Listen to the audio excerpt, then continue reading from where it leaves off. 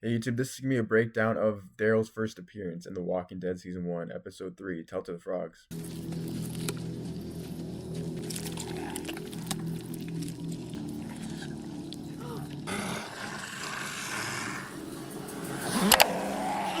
So obviously, if you remember the show, this is kind of their first real contact with a zombie that they kind of have to kill and aren't just gonna run away. And I guess that's not necessarily true because we do have Rick shooting with them and shooting at them and stuff. But like I guess close combat.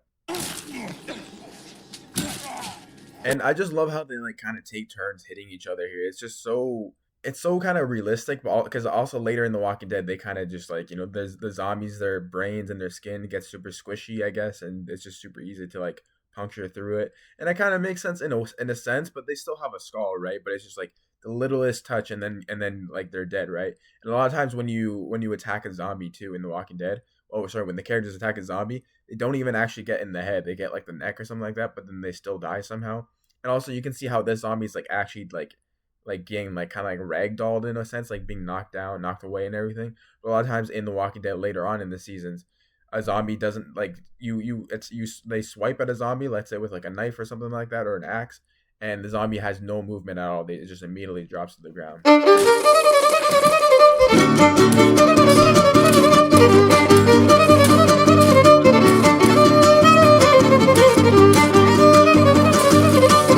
And like they're still so used to like beating it as if it was just like a normal person too, right? The way they were just like hitting its back. It's the first one we've had up here. The only thing about this is that, of course, the zombie is still alive because we later on we know that you have to stab the brain or destroy the brain or damage it for zombie to die, and we don't hear it groaning yet, but we do hear it later on in the scene. They never come this far up the mountain. Well, they're running out of food in the city. That's what. And just how you saw Dale kind of like wipe his hand away, I'm guessing it smells bad, which they kind of I guess forget about later on in the seasons that zombies do smell bad. It's not necessarily they forget about it. It's just like you can't just. I guess maybe they get used to the smell, and you can't just have the characters always being like, "Oh, it smells so bad." But you could have them like wearing masks or something, I guess. But I guess that might look ridiculous. Okay, and then notice how we do hear, like, of course we know that it's Daryl walking, but notice how we hear him actually walking in the forest. There's so many times, especially in the later seasons, where the characters are walking in the forest and they're completely silent, and somehow either there's a silent ninja zombie that they don't hear walking in the forest, or the characters are just silent. And it's like, no, if you're walking in the forest, unless if you're being super super careful, you're gonna be loud. Son of a bitch. And Daryl's introduction is just so great. I really miss this type of Daryl in the later seasons. That's my deer. By the way, if you're interested in Daryl's kind of character arc and stuff, I did make a video about Daryl and how I believe he kind of has no character arc in a sense, and he kind of just keeps going in circles, along with many other characters like Morgan, Carol. But yeah, so just checking that out. Look at it all gnawed on by this filthy, disease-bearing, motherless, toxic bastard.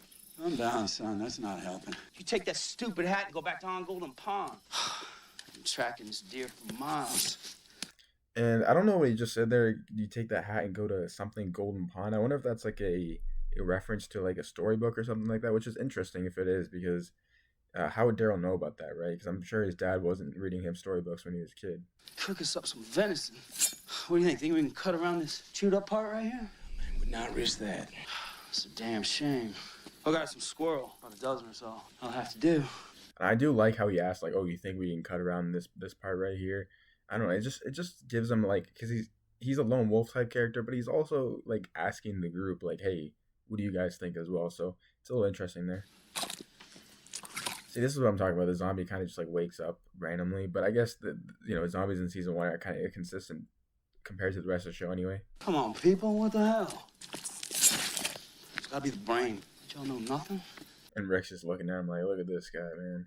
I'm guessing Rick right here is going to be like, oh, I bet this dude's going to be trouble. Because I'm guessing they know that he knows that this is Daryl. Because earlier in the episode, they were talking about like telling Daryl and stuff, and how it's going to be hard telling Daryl about Merle.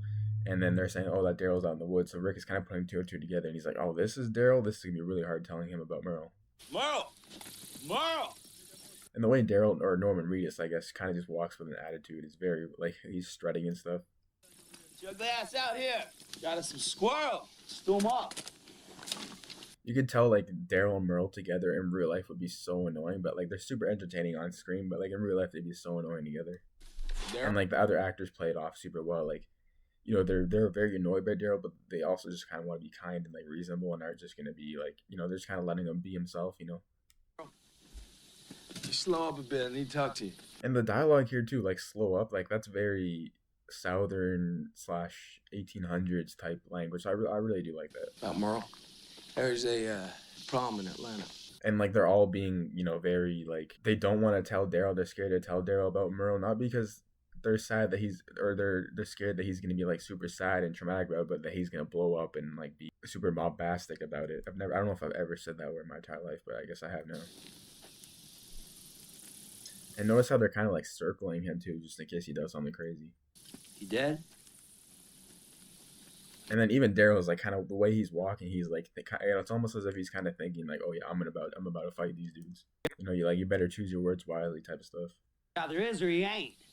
No easy way to say this, so I'll just say it. Who are you? Rick Grimes. Rick Grimes? You got something you want to tell me? Your brother was a danger to us all, so I handcuffed him on a roof, hooked him to a piece of metal. Let me process this. You saying you handcuffed my brother to a roof?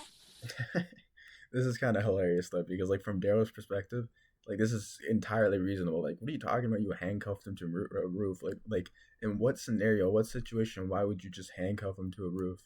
And you left him there? Yeah. And I love how Shane is so quick to have Rick's back. And, that obviously changes later on in the season, but I just love how it starts this way, like how he's so quick to have his back.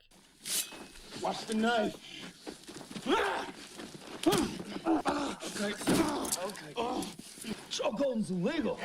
Okay, chokeholds are 100% illegal, bro. If you're having like especially if you're just wrestling with the bros, chokeholds are 100% illegal because it just ends the fight super quickly. Like, come on, man, you wanna have some fun, right? So like, you can't just be doing chokeholds. I know this isn't like a fun type of wrestling match or anything, but in like actual just like wrestling matches with friends and stuff, chokeholds are 100% illegal. I'd like to have a calm discussion on this topic. You think we can manage that? And then of course we got Rick tilting his head like he always does, which is kind of just interesting. It's like Shane rubbing his head and then Rick tilting his head and then aiming his gun at the ground every single time he shoots too. Your brother does not work and play well with others. It's not Rick's fault. I had the key. I dropped it. Couldn't pick it up? And this is also hilarious too, because from Daryl's perspective, like, what, you didn't pick it up? Like, what are you talking about? Like, it's very comedic, but it's also just like works perfectly too, because that's like, of course, what someone would say. Like, what are you talking about? Like, you didn't pick it up? Well, I dropped it in a drain.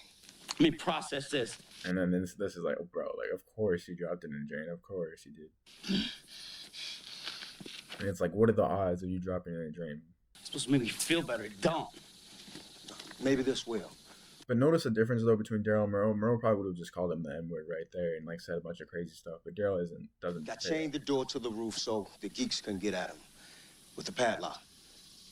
It's got to count for something. Hell with all y'all. Tell me where he is, so I can go get him. He'll show you. And notice how like Daryl's kind of like crying here too. We kind of, man, I miss this type of Daryl. Isn't that right? And the way Lori's kind of just saying, the way she said that is it's low-key almost manipulative too, when like Rick knows like he has to kind of agree with Lori here in this sense, because one, Daryl's gonna like blow up if he doesn't, right? Secondly, just because like Rick kind of has to be on her good side right now. I'm going back. And Lori definitely knows that. She's definitely using her position to an advantage. And anyways, that's basically it. So I'm gonna end it off here. Hope you guys enjoy. Subscribe, like for more. I do have a Fear the Walking Dead, the most intense scene from the first 3 seasons video. I suggest checking that out. I actually had a fun time making that one. So I hope you guys enjoy. And yeah, peace out.